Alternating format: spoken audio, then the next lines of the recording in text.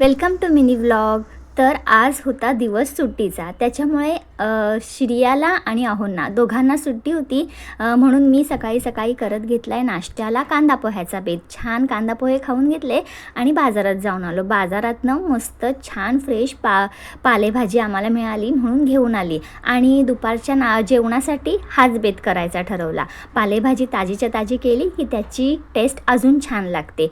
लसूण कांदा परतायला टाकलाय, तेवढ्यात म्हटलं की हा मुळासुद्धा कापून घेऊया आणि मग मुळा कापत घेतला आणि छान हळद टाकून फोडणीला दिला। ही भाजी दिसताना एवढी जरी दिसत असली आत्ता, त्याच्यानं शिजल्यावरती ती अगदी कमी होऊन जाते। आणि मग छान असं माझं ताट पण रेडी झाले जेवणाचं। छान जेवलो आणि संध्याकाळी आम्ही निघालो बाहेर जायला। माझी श्रिया बाहेर जायचं म्हटलं की फार उत्साही असते।